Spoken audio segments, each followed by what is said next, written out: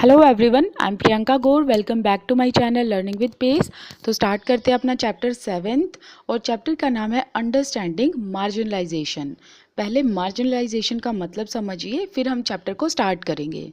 इसका मतलब होता है जब किसी को सेंटर से या फिर मेन स्ट्रीम से बाहर निकाल दिया जाए और उन्हें ये फील कराया जाए कि वो यूज़लेस हैं, मतलब उनकी कोई इम्पोर्टेंस नहीं है, तो उसे मार्जिनलाइजेशन कहा जाता है। एग्जाम्पल के तौर पर जैसे कि एक ग्रुप है जिसमें लगभग 100 से लेकर 200 लोग हैं और इसमें से कुछ 5-6 लोगों को बाहर निकाल दिया जाए और उन्हें ये फील कराया जाए कि अब इनका कोई महत्व नहीं है और इनके पास कोई राइट नहीं है, तो उसे क्या कहा जाएगा? मार्जिनलाइजेशन कहा जाएगा। दैट मीन्स कि इन 5-6 लोगों को बाहर निकाल दिया इस ग्रुप ने, और ये जो 5-6 लोग हैं जिनको बाहर निकाला गया है, दैट मीन्स इन्हें मार्जिनलाइज्ड कर दिया गया, इन्हें साइडलाइन कर दिया गया। या फिर इनके साथ ऐसे ट्रीट करना कि इन्हें ये फील कराया जाए कि ना तो ये इम्पोर्टेंट है और ना ही इनके पास कोई पावर है और ना ही इनका कोई अधिकार है इस समाज में। तो मार्जिनलाइजेशन का मतलब है जब किसी पर्सन, ग्रुप या कम्युनिटी के साथ इस तरीके से ट्रीट किया जाए और उन्हें ये फील कराया जाए कि वो इम्पोर्टेंट नहीं है, उनके पास राइट नहीं है और ना ही वो पावरफुल है। What does it mean to be socially marginalised? That means कि सामाजिक तौर पर मार्जिनलाइज्ड होने का क्या मतलब है। तो थोड़ा सा एक बार बैकग्राउंड देख लेते हैं, फिर आपको एक कनेक्शन के साथ चैप्टर समझ में आएगा। जैसा कि आपको पता है हमारा देश डेमोक्रेटिक है, ये एक डेमोक्रेटिक स्टेट है और हमारे कॉन्स्टिट्यूशन में सभी सिटीज़न के पास इक्वल राइट हैं और किसी के साथ भी किसी भी आधार पर भेदभाव नहीं होता। So there is no discrimination on the basis of anything, चाहे वो किसी भी कास्ट से बिलोंग करते हो, रिलीजन से बिलोंग करते हो, कोई भी आइडियोलॉजिकल बैकग्राउंड्स हो, सभी के पास इक्वल राइट्स हैं। एंड कॉन्स्टिट्यूशन में हमें सेफ गार्ड भी प्रोवाइड किया गया है टू प्रिजर्व आवर राइट्स। अगर हमारे राइट्स का एक्सप्लॉइटेशन हो रहा है तो हम कोर्ट जा सकते हैं and we can seek justice. Now a question which arise, why we needed this safeguard, कि हमें इस सेफ गार्ड की ज़रूरत क्यों पड़ी। अगर हम पहले की बात करें तो हायर कास्ट ने लोअर कास्ट को एंड रिच क्लासेस ने पुअर क्लासेस को बहुत सप्रेस किया और इन लोगों को एक्सक्लूड किया एंड मेन स्ट्रीम से बाहर निकाला, इन पर अत्याचार किया और इनको डोमिनेट करने की कोशिश की। और जैसा कि आपको पता है कि जो ये टर्म अनटचेबिलिटी थी उस टाइम पर कितनी प्रिविलेंट थी, तो लोगों को मेन स्ट्रीम से बाहर निकाला गया, बहुत ज़्यादा उनको दबाया गया। तो जो लोग जिनको मार्जिनलाइज्ड किया गया था, जो डाउन ट्रोडन पीपल थे, उनको अपलिफ्ट करने के लिए, उनकी कंडीशन को अपलिफ्ट करने के लिए, और क्या कंडीशन अपलिफ्ट करने के लिए कि उनको सोशल जस्टिस दिलाया जा सके, उनके पास भी इक्वेलिटी हो, तो इस चीज़ के लिए गवर्नमेंट ने, सरकार ने कुछ नियम बनाए, कुछ कानून बनाए। अगर हम अपने प्रियम्बल की बात करें तो जस्टिस, लिबर्टी, इक्वालिटी, फ्रेटर्निटी, ये सभी चीज़ों का एक इम्पोर्टेंट रोल है to function democracy in a very successful way. लेकिन और आज भी it's been over 70 years of attaining independence and we still haven't achieved the goal of social and economic justice। आज भी social and economic justice हमारे समाज में नहीं है and we are still working on it. और हम इस पर आज भी काम कर रहे हैं कि सभी लोग ऐसे एनवायरनमेंट में रह पाएँ जहाँ पर सभी लोगों की अपनी डिग्निटी हो, अपना ओनर हो, एक पीस एंड हार्मनी में रह पाएँ और जहाँ पर कोई भी डिस्क्रिमिनेशन ना हो on the basis of social and economic status. So this is called socially marginalised. That means जब किसी समाज से बाहर निकाल दिया जाए, किसी ग्रुप को, किसी पीपल को, किसी कम्युनिटी को मेन स्ट्रीम से, मतलब समाज की मेन स्ट्रीम से बाहर निकाल दिया जाए। To be marginalised is to be force to occupy the sides of fringes, thus not be at the centre of things. That means the group, the marginalized group were focused to live on fringes of the society and were excluded from the society where the majority of people are living, and these group whom we are calling marginalized. So this victim group suffer from isolation and social discrimination, और उन्हें एक fringe पर रखा जाता है, that means उन्हें एक side पर रखा जाता है। जैसे कि एग्जाम्पल के तौर पर एक कॉपी है।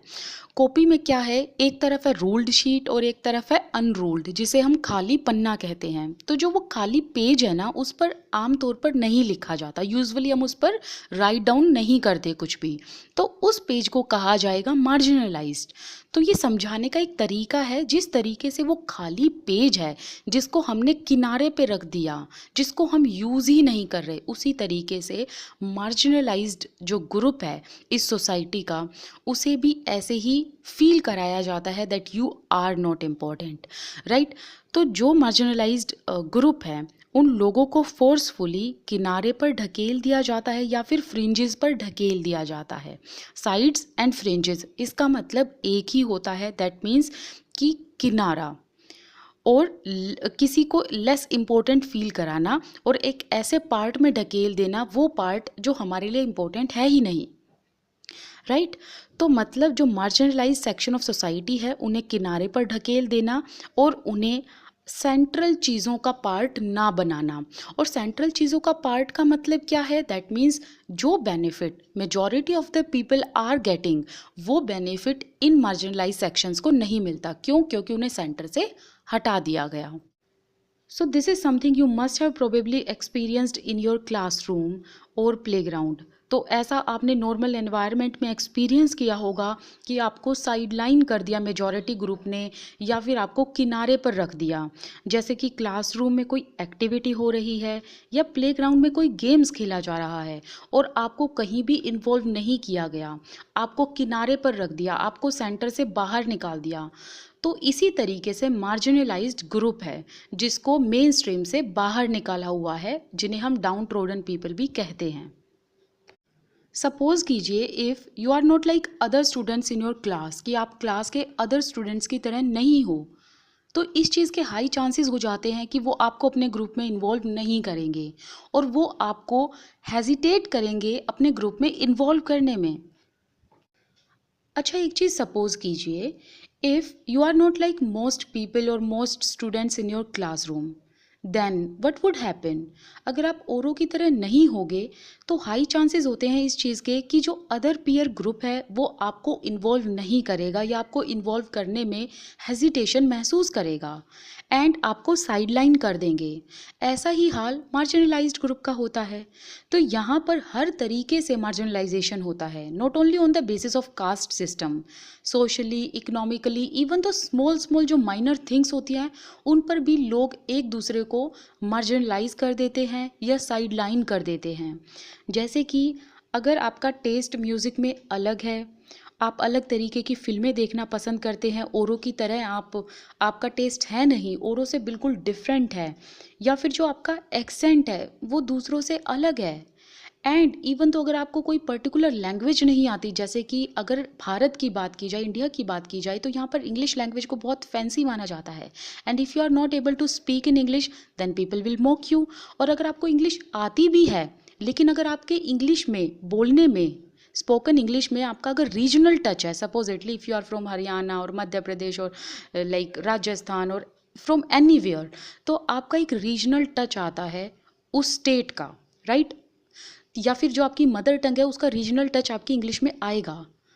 तो जब आप इंग्लिश बोलेंगे और जब आपका वो रीजनल टच आएगा, people will still mock you, right. तो कहने का मतलब है आपको छोटी छोटी चीज़ों पर साइडलाइन कर दिया जाता है, आपको किनारे पर रखा जाता है।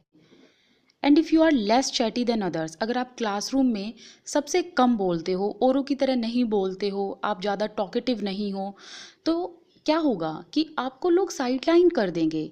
लेकिन इसका मतलब ये नहीं है कि somebody is less talkative that means कि वो औरों के साथ इंडल्ज नहीं होना चाहता। सम people feel shy, some people are less talkative. तो इस तरीके से छोटी छोटी चीज़ों पर आपको साइडलाइन कर दिया जाता है।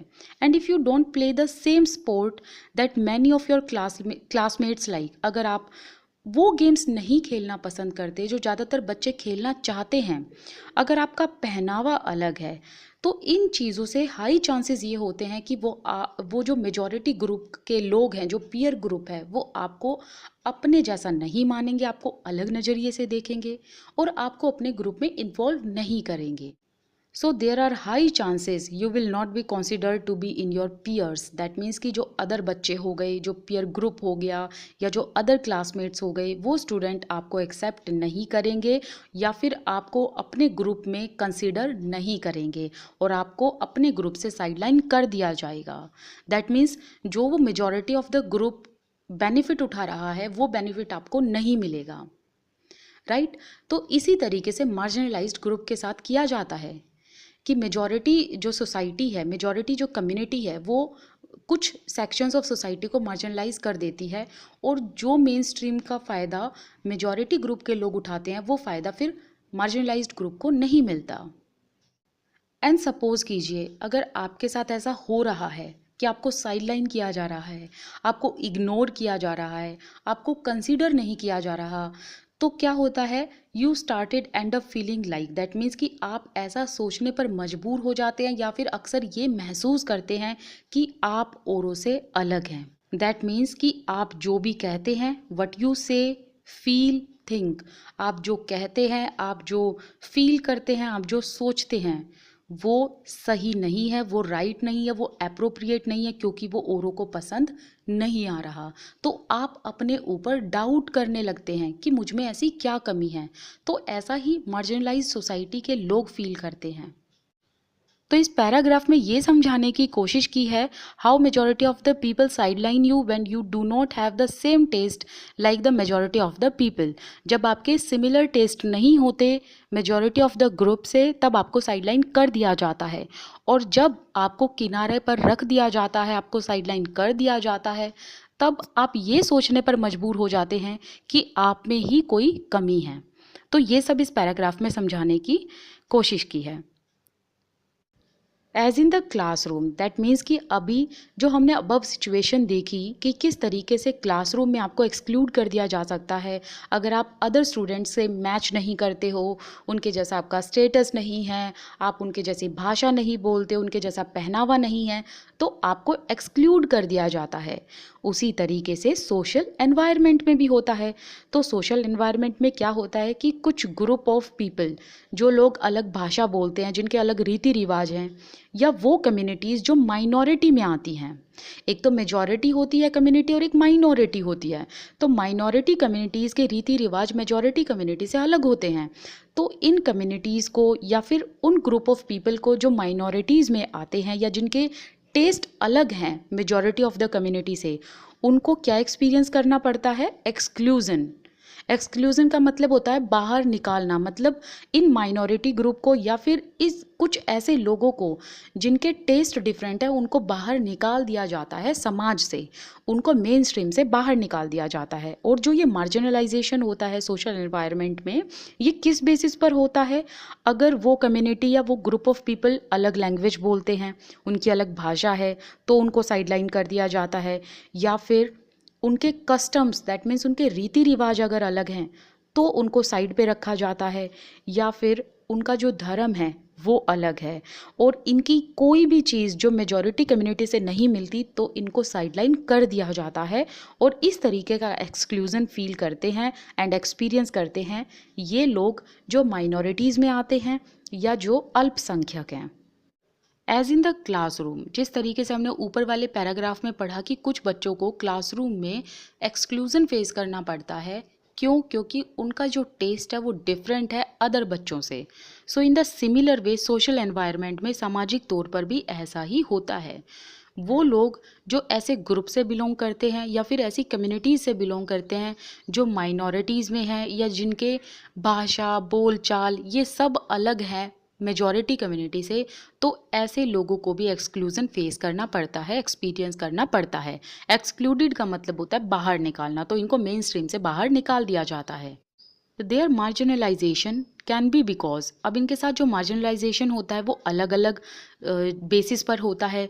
या तो इनकी जो लैंग्वेज है वो डिफरेंट होती है इस वजह से, या फिर इनके जो रीति रिवाज है, जो कस्टम्स हैं वो अलग होते हैं मेजॉरिटी कम्युनिटी से, या फिर इनका जो बोलचाल है वो अलग होता है मेजॉरिटी कम्युनिटी से, या जो इनका धर्म है, जो रिलीजियस बैकग्राउंड है वो अलग होता है मेजॉरिटी कम्युनिटी से, या फिर ऐसे ग्रुप और ऐसी कम्युनिटीज़ का जो पहनावा है वो अलग होता है मेजॉरिटी कम्युनिटी से। तो ऐसे लोगों को फिर एक्सक्लूजन एक्सपीरियंस करना पड़ता है। और जिन लोगों को एक्सक्लूडेड फील करा दिया जाता है, जिन लोगों को मार्जिनलाइज्ड फील करा दिया जाता है, वो खुद में भी फिर मार्जिनलाइज्ड मतलब खुद में ही वो साइडलाइन महसूस करने लगते हैं कुछ टाइम बाद। क्यों? क्योंकि वो ये सोचते हैं कि वो पुअर हैं, they are poor, and poor हैं सो दैट मीन्स कि उनका कोई सोशल स्टेटस नहीं है, और अगर कोई सोशल स्टेटस है तो वो है बिल्कुल लो, मतलब ये अदर मेजॉरिटी कम्युनिटी को मैच नहीं करते, ऐसा वो खुद में सोचने लग जाते हैं कि हम पुअर हैं और हमारा कोई सोशल स्टेटस नहीं है, हमारा बहुत लो सोशल स्टेटस है, एंड साथ ही साथ वो अपने आप को लेस ह्यूमन भी एस्टिमेट करने लगते हैं, इवेल्युएट करने लगते हैं अपने आप को कि हम लेस ह्यूमन हैं, मतलब अपने आप को एज अ ह्यूमन बीइंग कम आंकने लगते हैं वो लोग, और खुद में ही इन्फीरियरिटी महसूस करने लगते हैं। समटाइम्स जो मार्जिनलाइज्ड ग्रुप्स हैं इनको एनक्रोचर के रूप में देखा जाता है, जैसे जो घुसपैठिए होते हैं, तो इसीलिए इनके साथ या तो हॉस्टिलिटी का व्यवहार रखते हैं लोग, मतलब दुश्मनी का, या फिर फियर कि इनसे डरते हैं। तो इस तरीके की नज़र से इनको देखा जाता है, लाइक जिससे इनको बहुत इन्फीरियर तो महसूस होता ही है, और ये अपने आप को समाज से अलग मानने लगते हैं। तो जो ये इनके साथ इतनी इनइक्वालिटी होती है, so this sense of difference, that means जो इनके साथ अलग थलग व्यवहार किया जाता है, इनको डिफरेंट समझा जाता है अपने आप से, या फिर इनको एक्सक्लूड कर दिया जाता है, मेजॉरिटी कम्युनिटी इनके साथ इन्वॉल्व नहीं होती, तो इससे क्या होता है कि जो ये डाउन ट्रोडन कम्युनिटी है या जो मार्जिनलाइज्ड ग्रुप हैं, इनके पास ना तो इतना एक्सेस होता है, इतनी पहुंच होती है कि ये रिसोर्सेज का फ़ायदा उठा सकें, राइट, और ना ही इनके पास कोई अपॉर्चुनिटी होती है कि ये उस अपॉर्चुनिटी का भी फ़ायदा उठा सके, तो ये दोनों ही चीज़ों से चूक जाते हैं। साथ ही साथ इनके अंदर इतनी इन्फीरियरिटी आ जाती है कि ये इनेबल महसूस करते हैं to assert their rights, that means कि ये ऐसा महसूस करते हैं कि ये अपने अधिकारों के लिए भी आवाज़ नहीं उठा सकते। तो कहने का मतलब है कि इनके साथ इतना डिफरेंट बिहेवियर मेजॉरिटी कम्युनिटी करती है या अदर लोग करते हैं कि जो ये मार्जिनलाइज्ड ग्रुप के लोग हैं, ना तो ये किसी रिसोर्सेज का, ना ही अपॉर्चुनिटी का फ़ायदा उठा सकते, और ना ही अपॉर्चुनिटी में दैट मीन्स कि इनको कोई जॉब नहीं मिलती है, और कहीं जॉब निकली भी हुई है तो ये उसका फ़ायदा नहीं उठा सकते, क्योंकि इनको वैसे ही हॉस्टिलिटी या फियर की नज़र से इनके साथ व्यवहार किया जाता है। प्लस ये अपने आप में खुद के लिए आवाज़ उठाना भी भूल जाते हैं, उसके लिए भी ये चूक जाते हैं। तो इस तरीके की चीज़ें हमें इस ग्रुप में देखने को मिलती हैं। They experience a sense of disadvantage. अब जो मार्जिनलाइज्ड ग्रुप के लोग हैं वो अपने आप में क्या क्या चीज़ें फिर एक्सपीरियंस करते हैं।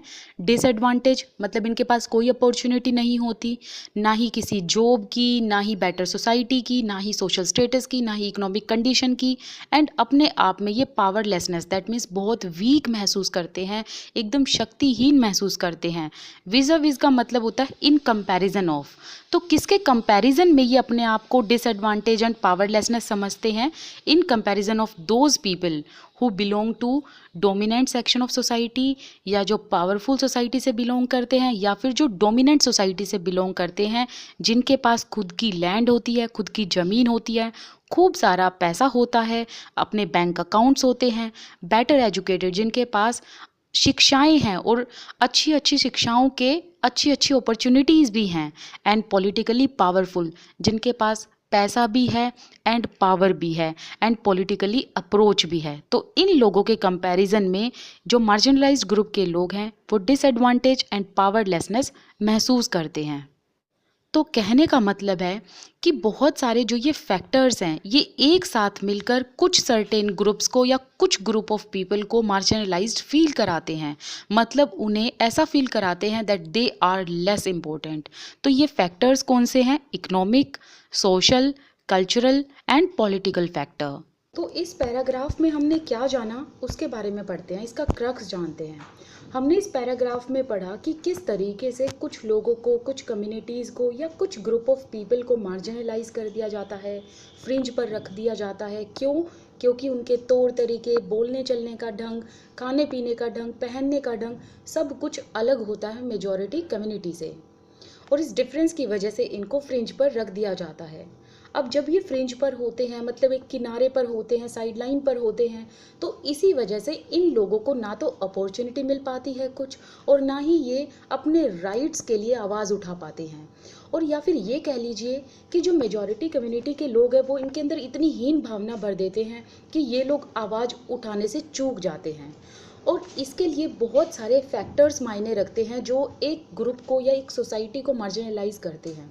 वो फैक्टर्स हमने कौन कौन से देखे? Economic, social, cultural and political factor. और इस चैप्टर में हम 2 कम्युनिटीज़ के बारे में पढ़ेंगे जिनको सोशली मार्जिनलाइज्ड किया हुआ है in India today, that means आज भी वो सोशली मार्जिनलाइज्ड हैं। तो यहाँ पर एक स्टोरी दी गई है, पहले स्टोरी को समझते हैं, फिर आपको पूरा एक क्रक्स समझ में आएगा कि एक्चुअली में मार्जिनलाइजेशन क्यों होता है, किस तरीके से किया जाता है। तो सारा प्रोसेस आपको इस स्टोरी में पता चल जाएगा। इस स्टोरी में हम आदिवासीज एंड मार्जिनलाइजेशन के बारे में पढ़ेंगे।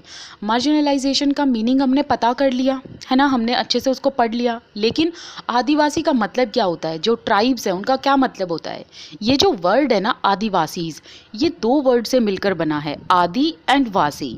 आदि का मतलब होता है ओरिजिन एंड वासी का मतलब होता है ड्वेलर्स, मतलब मूल निवासी या फिर नेटिव ऑफ द लैंड। और ये ट्रेडिशनली किस चीज़ पर डिपेंडेंट रहते हैं? फॉरेस्ट पर। एंड किस चीज़ के लिए फॉरेस्ट पर ये डिपेंडेंट रहते हैं Adivasis? For food, fodder, housing, cattle, craft, ये सभी चीज़ें आदिवासीज फॉरेस्ट से ही ऑर्गेनाइज करते हैं। An Adivasi family that lives in Delhi, ये एक आदिवासी फैमिली है जो दिल्ली में रहते हैं। Soma and Helen are watching the TV. जो सोमा एंड हेलन है वो टीवी देख रहे होते हैं अपने दादू के साथ, और वो टीवी पर क्या देख रहे होते हैं? Republic Day parade. The Republic Day parade is held on 26 January of every year. हर साल 26 जनवरी को रिपब्लिक डे सेलिब्रेट किया जाता है। And the Republic Day parade that is one of very important parades in India and that is celebrated at Rajpath, New Delhi. इसे New Delhi Rajpath में celebrate किया जाता है। रिपब्लिक डे परेड पर क्या होता है कि तरह तरह की झांकियाँ निकाली जाती हैं, इसमें अलग अलग कल्चर, डिफरेंट कस्टम्स शो किए जाते हैं। तो हमारे देश में जो डाइवर्सिटी है वो इन झांकियों के द्वारा दिखाई जाती है। तो जब आदिवासियों की झांकी आती है तो इसी बात पर सोमा कहता है, ओ सी एन आदिवासी फ्लोट, कि देखिए आदिवासी की नाव आ गई है। अब उस फ्लोट में खूब सारे आदिवासी थे जिन्होंने एग्जॉटिक ड्रेस पहनी हुई थी, हेडगियर लगाया हुआ था और वो नाच गा रहे थे। इसी बात पर हेलन एक क्वेश्चन पूछती है अपने दादू से, दादू why do they always show Adivasis as only dancing, कि ये लोग झांकियों में आदिवासियों को हमेशा नाचते गाते ही क्यों दिखाते हैं? और यहाँ पर जो हेलन है उसका क्वेश्चन काफ़ी रीजनेबल था, क्योंकि हम यही देखते हैं जब झांकियाँ निकाली जाती हैं कि आदिवासी बड़ी एग्जॉटिक सी ड्रेस पहने हुए होते हैं और नाचते गाते हैं और अपनी लोकल लैंग्वेज में वो ये सब चीज़ें करते हैं। अब इसी बात पर सोमा कहता है, yes don't they know anything else about us, कि क्या ये लोग हमारे बारे में इससे ज़्यादा नहीं जानते कि हम नाचने गाने से कहीं ज़्यादा समृद्ध हैं। अब इसी बात पर दादू कहते हैं, the lifes of Adivasis are very rich, कि जो आदिवासीज की लाइफ है वो काफ़ी रिच है, बहुत उसमें भी बहुत सारी डाइवर्सिटी देखने को मिलती है। And most people don't know that, और बहुत सारे लोगों को ये चीज़ नहीं पता। तो यहाँ पर दादू क्या कहते हैं, when I was young our village in Orissa was beautiful, जब मैं तुम्हारी उम्र का था तो उड़ीसा के गांव में रहा करता था, और वो गांव जो उड़ीसा में था बहुत खूबसूरत हुआ करता था। We got everything we needed from the land and the forest around us, और जो भी ज़रूरतों की चीज़ें थी जो हमें चाहिए होती थी वो हमें अपनी भूमि एंड अपने जंगलों से मिल जाया करती थी। तो जैसा कि अभी हमने बात भी की थी कि आदिवासीज फॉरेस्ट पर डिपेंड रहते हैं, तो दादू यहाँ पर वही बात कहते हैं कि हमें लैंड से एंड फॉरेस्ट से ज़रूरत सामान मिल जाया करते थे जो हमें चाहिए होते थे। We in turn respected the land, the forest and the rivers. और हम अपनी धरती और अपने फॉरेस्ट एंड अपनी नदियों की बहुत कदर किया करते थे। तो यहाँ पर एक चीज़ समझिए कि जो आदिवासीज़ हैं वो प्रकृति को ही अपना भगवान मानते हैं, वो इसकी बहुत कदर करते हैं। यहाँ पर दादू अपना एक्सपीरियंस बताते हैं और वो सभी चीज़ें बताते हैं जो वहाँ पर रहने वाले ओरिजिनल इनहैबिटेट ने एक्सपीरियंस की। मतलब जो फॉरेस्ट ड्वेलर्स वहाँ रहते थे, जो ट्राइब्स वहाँ रहती थी, उनकी ज़िंदगी कैसे बदल गई, उनके जीने का तरीका कैसे बदल गया, एकदम से उनकी ज़मीनें उनसे छीन ली गई, वो एक्सपीरियंस दादू यहाँ पर बताते हैं।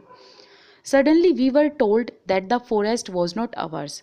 अब जिस गांव में हम रहा करते थे, जिन जंगलों पर हम डिपेंड रहा करते थे, हमें ये बोला गया कि ये जो भूमि है, ये जो जंगल है, ये अब हमारे नहीं रहे। The forest officials and contractors, अब जो वन विभाग अधिकारी थे, जो ठेकेदार थे, they cut down large parts of it. उन्होंने काफ़ी सारा पार्ट जंगल का साफ कर दिया था एंड बहुत सारे ट्रीज़ उन्होंने काट दिए थे और क्लीन कर दिया था उस एरिया को। इफ़ वी प्रोटेस्टेड, और जब हमने प्रोटेस्ट करने की कोशिश की, दे बीट अस, उन्होंने हमें मारा, हमें पीटा। तो जब भी हम प्रोटेस्ट किया करते थे तो हमारी वो पिटाई किया करते थे, हमें मारा करते थे, हमें धमकाया करते थे। और साथ ही साथ दे ड्रैग अस टू कोर्ट, उन्होंने हमें अदालतों तक भी घसीटा था। और अदालतों में जब ये मुकदमा गया तो हमारे पास कोई लॉयर नहीं था, हमारे पास कोई वकील नहीं था। वहाँ न तो हमें वकील मिलता था और न ही हम कोई मुकदमा खुद लड़ सकते थे। So we could not fight our own cases, और हम अपना मुकदमा खुद नहीं लड़ पाते थे क्योंकि वकील उनको मिलता नहीं था, साथ ही साथ वो अफोर्ड भी नहीं कर पाते थे। तो इस पैराग्राफ से हमें ये जानने को मिलता है कि जो डोमिनेंट सोसाइटी के मेंबर्स थे, उन्होंने किस तरीके से इन आदिवासी से इनकी ज़मीनें छीन ली, जिन ज़मीनों पर इन ड्वेलर्स का अधिकार था, इन आदिवासीज़ का अधिकार था। एंड ये जो आदिवासी थे, ये इतने पढ़े लिखे तो थे नहीं, ना तो इनको कोर्ट का, अदालतों का इतना ज्ञान था, इन्हें ना वकील मिलता था, ना ये वकील को अफोर्ड कर पाते थे, तो ये कोई मुकदमा भी नहीं जीत पाते थे। तो इसी वजह से इनको अपनी जो ज़मीनें थी वो देनी पड़ी ज़बरदस्ती। तो यहाँ पर ये देखने को मिलता है कि जो ये ट्राइब्स हैं, ये अपने आप में वीक इसलिए महसूस करती हैं क्योंकि इन्हें वीक महसूस कराया जाता है, क्योंकि डोमिनेंट सोसाइटी के जो लोग हैं वो अपनी पावर का यूज़ करते हैं। जब ये लोग अपनी आवाज़ उठाते हैं तो इन्हें मारा पीटा जाता है। जैसे कि यहाँ पर जब ट्राइब्स ने अपनी आवाज़ उठाई, उन्होंने प्रोटेस्ट किया, तो इन्हें मारा पीटा गया और अदालतों में घसीटा गया। अब दादू की ये सारी स्टोरी सुनने के बाद हेलेन थोड़ा सा डर जाती है और वो फिर पूछती है, थोड़ी सी क्यूरियस होती है कि दादू ने अपनी जान कैसे बचाई। तो ये चीज़ वो अपने दादू से पूछ लेती है कि दादू, हाउ डिड यू सर्वाइव, कि आपने अपनी जान कैसे बचाई, क्योंकि इतनी सारी क्योटिक कंडीशन थी, लोगों को मारा पीटा जाता था, तो आप उस चीज़ से कैसे बचे। तो वो स्टोरी जानने के लिए ये बच्चे अब क्यूरियस थे। तो दादू यहाँ पर उनको अपनी स्टोरी बताते हैं पूरी। तो यहाँ पर दादू कहते हैं, many of us were force to leave our home, मतलब हमारे में से बहुत सारे लोग ऐसे थे जिन्होंने अपना घर बार छोड़ दिया था। और यहाँ पर फोर्स्ड वर्ड यूज़ किया है, दैट मीन्स कि उन लोगों को मजबूर किया गया घर छोड़ने के लिए। And find seasonal work in near by towns, और हमें कस्बों में जहाँ आसपास काम मिला करता था, हम उन काम धंधों को कर लिया करते थे, उनको करने के बाद हम थोड़ा बहुत पैसा कमा लिया करते थे। तो यहाँ पर जो ये सीजनल वर्क लिखा है, इसको समझिए। सीजनल एम्प्लॉयमेंट का मतलब है जो सीजनल जॉब होती हैं, जो सीजन्स पर डिपेंड होती हैं। जैसे कि कुछ वर्क ऐसे होते हैं जो समर्स में होते हैं, विंटर्स में नहीं होते। जैसे कि एप्पल पिकर्स की हम बात करें, वो समर्स में एप्पल पिकिंग का काम करते हैं और विंटर्स में कुछ और काम ढूंढते हैं। तो सीजनल वर्क का मतलब है कि वो काम टेम्परेरी होता है, ये परमानेंट काम नहीं होता, और ये श्योरिटी भी नहीं होती कि आपको वो काम मिलेगा ही मिलेगा। देन द कंपनी वालाज केम, अब कंपनी वाले लोग आते हैं, मतलब जो अफसर हैं वो आते हैं। And they said there was an iron ore under our land, और वो कहते हैं कि जिस भूमि पर हम रहते हैं, जिस ज़मीन पर हम रहते हैं, उस ज़मीन के नीचे आयरन ओर है। They wanted to mine it, mine का मतलब होता है डिग अप करना, मतलब खुदाई करना। तो वो कहते हैं कि जिस ज़मीन पर आप रहते हो, उस ज़मीन के नीचे लोहे का भंडार है, तो वो उसको निकालना चाहते हैं, उसकी माइनिंग करना चाहते हैं। और यहाँ पर वो गिव एंड टेक का एक क्या कहते हैं उसे, कॉन्ट्रैक्ट, हाँ, गिव एंड टेक का एक कॉन्ट्रैक्ट रखते हैं। वो ये कहते हैं कि अगर आप हमें ये ज़मीन बेचेंगे तो हम आपको ये प्रॉमिस करते हैं कि आपको जॉब मिलेगी एंड आपको कुछ पैसा भी दिया जाएगा इन ज़मीनों के नाम पर। तो देखिए जो उड़ीसा है, that Orissa has plenty of different minerals and energy sources. तो बहुत सारे मिनरल्स यहाँ पर पाए जाते हैं, iron ore, manganese, chromite, bauxite, limestone. तो बहुत सारे जो प्लेंटी ऑफ मिनरल्स हैं वो उड़ीसा में अवेलेबल हैं। तो यहाँ पर उसी की बात हो रही है कि ये जो लोग हैं कंपनी वाले, ये यहाँ पर आयरन ओर की माइनिंग करना चाहते थे। तो यहाँ पर इन्होंने एक कॉन्ट्रैक्ट ये दिया इन लोगों को कि आप हमें ये ज़मीन बेच दो और इस ज़मीन के बदले हम आपको जॉब एंड पैसा दोनों देंगे। सम विलेजर्स वर एक्साइटेड, कुछ विलेजर्स बहुत ज़्यादा एक्साइटेड थे। Others said this would destroy our lives. That means कि कुछ लोग तो ऐसे थे जो बहुत एक्साइटेड थे, उन्हें था कि उन्हें पैसा भी मिलेगा, जॉब मिलेगी एंड एक परमानेंट नौकरी होगी। लेकिन कुछ लोग, कुछ गांव वाले लोग ऐसे थे जो इस चीज़ से खुश नहीं थे, क्योंकि वो ये जानते थे कि इससे हमारी ज़िंदगी तबाह हो जाएगी। Some gave thumbprint and not realizing they were selling their lands off। अब जब ये कॉन्ट्रैक्ट कंपनी वालों ने रखा कि हम आपको जॉब एंड मनी देंगे, आपको बदले में ये ज़मीन बेचनी पड़ेगी, तो कुछ लोगों ने खुश होकर उस पर थंब प्रिंट कर दिए। दैट मीन्स अपने अंगूठे का निशान लगाकर अपनी ज़मीन बेच दी, और उनको ये चीज़ पता नहीं थी कि वो थंब प्रिंट लगाकर अपनी ज़मीन बेच रहे हैं। Some gave thumbprints and not realizing they were selling their lands off। अब कुछ लोग इस कॉन्ट्रैक्ट से खुश थे कि अगर हम अपनी ज़मीन बेच देंगे तो हमें परमानेंट नौकरी, और नौकरी से हमें अच्छा खासा पैसा मिल जाएगा। तो इस चीज़ की वजह से कुछ लोगों ने कागज़ पर अंगूठे के निशान लगा दिए। थंबप्रिंट का मतलब होता है अंगूठे का निशान लगाना, और वो इस चीज़ को नहीं जानते थे कि वो अंगूठे का निशान लगाकर अपनी ज़मीनों को बेच रहे हैं। Only a few were given token jobs. और जिन्होंने वो ज़मीन बेची उनमें से कुछ ही लोगों को, लगभग फ्यू, दैट मीन्स कि मुट्ठी भर लोगों को ही छोटी मोटी नौकरी पर रख लिया। टोकन जॉब्स का मतलब होता है वो जॉब्स जो परमानेंट नहीं होती, लेकिन कहने को वो जॉब भी होती है। तो टोकन जॉब का मतलब है वो जॉब जो सिर्फ कहने को जॉब है, नाम मात्र की जॉब है, लेकिन उससे उनका कोई फ़ायदा नहीं हो रहा। But most of us did not sell. लेकिन हम में से बहुत सारे लोग ऐसे भी थे जिन्होंने अपनी ज़मीन नहीं बेची थी। नेक्स्ट पेज पर चलते हैं। Then they beat and threatened us. तो फिर उन्होंने हमें मारा, हमें धमकाया गया एंड हमें तब तक टॉर्चर किया गया जब तक हमने वो ज़मीन नहीं बेच दी। इवेंचुअली, और बाद में ये होता है, everyone was forced to sell. That means कि सभी लोगों को ज़बरदस्ती या जबरन तरीके से अपनी जो ज़मीन थी वो बेचनी पड़ी। And abandon the land. Abandon का मतलब होता है त्याग कर देना, तो मतलब अपनी लैंड को छोड़ना पड़ा। और वो लैंड किसकी थी? इन आदिवासीज़ के फोर फादर्स की। दैट मीन्स इनके पुरखों की वो ज़मीनें थी। They had the support of authorities. तो जो ये कंपनी वाले लोग थे, इनके पास अथॉरिटी का सपोर्ट था और ये लोग पावरफुल पीपल थे। और अगर इन्हीं के कंपैरिजन में हम आदिवासीज़ की बात करें, इन ट्राइब्स की बात करें जो उड़ीसा के गांव में रहा करते थे, वो बहुत वीक पीपल थे एंड अनएजुकेटेड थे। And our whole way of living vanished overnight. Vanished का मतलब होता है ख़त्म हो जाना, and whole way of living का मतलब होता है कि जो पूरी जीवन शैली थी उनकी, मतलब जो पूरी दुनिया थी, जो जीने का उनका तरीका था, जिस चीज़ पर वो डिपेंड रहा करते थे, वो सब चीज़ें रातों रात उनसे छीन ली गई और रातों रात उनकी दुनिया वैनिश हो गई। दैट मीन्स कि ख़त्म हो गई। दादू की जो ये सारी स्टोरी जब हेलेन एंड सोमा ने सुनी तो वो अपनी ज़मीन के बारे में भी पूछना चाहते थे। तो हेलेन ने पूछा कि दादू हमारी ज़मीन का क्या हुआ? तो यहाँ पर दादू कहते हैं कि जो हमारी ज़मीन थी वो 30 एकड़ थी, मतलब हमारे पास 30 एकड़ ज़मीन थी और उस ज़मीन के बदले हमें लिटिल अमाउंट ऑफ मनी मिला था। So for our 30 acres we got a little money from one contractor. एक ठेकेदार ने हमें उस 30 एकड़ ज़मीन के बदले बहुत थोड़ा सा पैसा दिया था। I never so most of my friends again. और जब हमने अपनी ज़मीन बेच दी थी उसके बाद मैं ज़्यादातर अपने फ्रेंड से नहीं मिला। अब दादू यहाँ पर दोस्तों की बात इसलिए कहते हैं क्योंकि जब लोगों ने वहाँ पर ज़मीनें बेच दी थी तो वो अलग अलग टाउन में जाकर रहने लगे थे, अलग अलग जगह पर जाकर काम करने लगे थे। तो सब लोग जो थे वो अस्त व्यस्त हो गए थे, मतलब जगह जगह बिखर गए थे। और इसीलिए दादू कहते हैं कि मैं अपने दोस्तों के साथ मिल नहीं पाया उस टाइम के बाद। यहाँ पर दादू बताते हैं the money hardly lasted in the city, मतलब जो पैसा इनको 30 एकड़ ज़मीन के बदले मिला था उस पैसे से थोड़े ही दिन काम चल पाया था, वो पैसा थोड़े ही दिन लास्ट कर पाया था शहर में।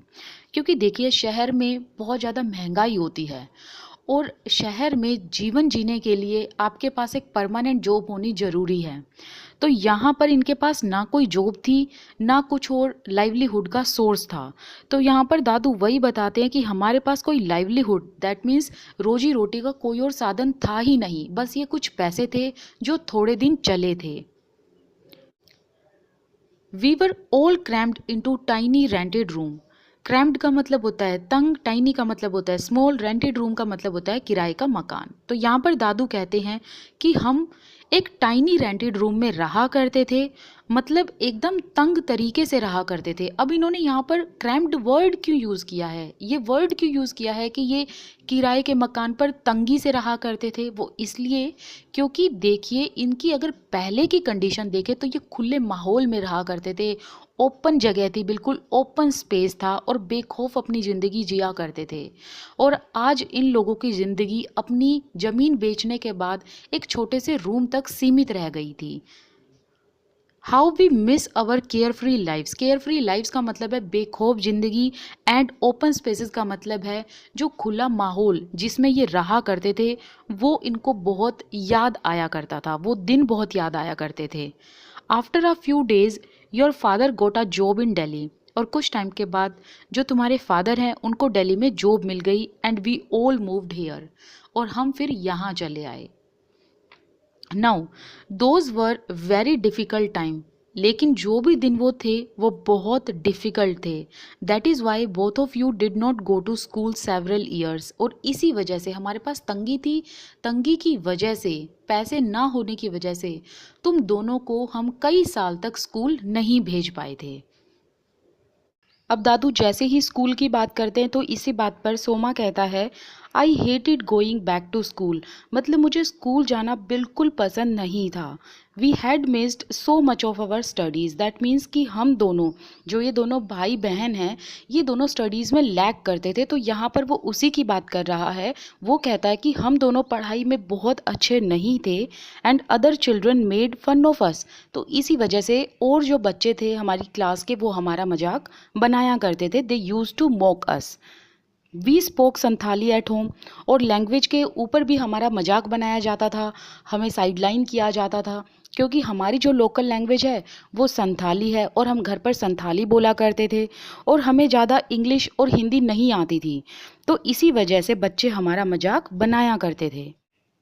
हेलन कहती है but now we have friends, but हमारे पास अब बहुत सारे फ्रेंड्स हैं और मैंने अब थोड़ा बहुत इंग्लिश बोलना सीख लिया है।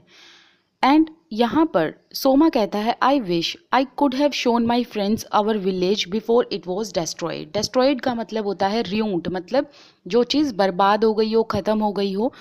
तो उसके बारे में सोमा कहता है कि काश मैं अपना गांव बर्बाद होने से पहले या डिस्ट्रॉय या र्यून होने से पहले अपने दोस्तों को दिखा पाता और मेरे दोस्त ये जान पाते कि हमारे पास कितनी ज़्यादा ज़मीन थी, किस तरीके से हम खुले स्पेसेस में रहा करते थे। तो इस कंटेक्स्ट में वो बात करता है। तो यहाँ पर दादू कहते हैं तुम अपने गांव के बारे में अभी भी अपने दोस्तों को बता सकते हो और इससे वो बहुत सारी चीज़ें सीखेंगे। अब दादू ने जो ये बात कही कि बहुत सारी चीज़ें सीखेंगे, तो इसका मतलब क्या है? इसका मतलब है कि बच्चों को डाइवर्सिटी के बारे में पता चलेगा, आदिवासी के बारे में पता चलेगा, जो उनके एजम्पशंस होते हैं आदिवासी के बारे में वो चेंज हो जाएंगे। उन्हें पता चलेगा कि जो आदिवासी हैं उनकी लाइफ कितनी रिच होती है, कितनी समृद्ध लाइफ होती है उनकी। अब यहाँ पर जो हेलेन है वो कहती है one day I will make movie on this, मैं इस स्टोरी पर एक मूवी बनाऊंगी, इस कहानी पर एक मूवी बनाऊंगी and our story will be the Adivasi story. और जो स्टोरी होगी वो आदिवासी के बारे में होगी कि किस तरीके से इनसे ज़मीनें छीन ली गई, किस तरीके से ये ओपन स्पेसेस में रहा करते थे, इनकी भूमि, इनके फॉरेस्ट इनसे छीन लिए गए, और फिर ये जो लाइफ थी आदिवासी की, it became Topsy and टर्वी। That means कि बिल्कुल बिखर गई थी इन लोगों की लाइफ, और ये अलग अलग टाउन में इन्होंने जाकर किस तरीके से जॉब ली, किस तरीके से संघर्ष किया, तो उसके बारे में ये सब कुछ लाइक एक मूवी में कंपाइल करके दिखाना चाहती है। तो ऐसी चीज़ें यहाँ पर हेलेन कहती है। यहाँ पे हमने ये देखा कि किस तरीके से on the basis of language Helen and Soma को साइडलाइन किया गया, इनको अलग नज़रिए से देखा गया क्योंकि ये संथाली बोलते थे और इनको हिंदी और इंग्लिश नहीं आती थी। और फिर हमने ये जाना कि जो आदिवासी हैं इनकी लाइफ काफ़ी रिच होती है, लेकिन जो मेजॉरिटी कम्युनिटी के मेंबर हैं उनके माइंड में एक स्टीरियोटिपिकल थिंकिंग होती है इन लोगों के बारे में, एक वो परसेप्शन बना के रखते हैं कि आदिवासी चेंज नहीं होना चाहते, लेकिन ऐसा कुछ नहीं है। आगे बात करते हैं। आपने जो अभी दादू की स्टोरी पढ़ी उसमें हमने ये जाना कि दादू को मजबूरी में गांव छोड़ना पड़ा जो उड़ीसा में था। तो दादू की जो स्टोरी है it is quite similar to the lives of millions of tribes in India. That means कि लाखों जो आदिवासी आज के टाइम पर इंडिया में हैं उनकी कहानी भी दादू की कहानी जैसी ही है या फिर इनसे कुछ मिलती जुलती है। तो हम आदिवासी और आदिवासियों का जो मार्जिनलाइजेशन किस तरीके से हुआ उसके बारे में इस चैप्टर में आगे पढ़ेंगे। इस पार्ट को हम अभी यहीं कंप्लीट करते हैं, कल नई वीडियो में आगे चैप्टर को कंप्लीट करेंगे। Thank you so much for watching this video and आप मुझे इंस्टाग्राम अकाउंट पर फॉलो कर सकते हैं, मेरे साथ टेलीग्राम ग्रुप पर जुड़ सकते हैं, आपको सभी के लिंक डिस्क्रिप्शन बॉक्स में मिल जाएंगे। This eight Priyanka Gaur, I wish you all the best, keep learning.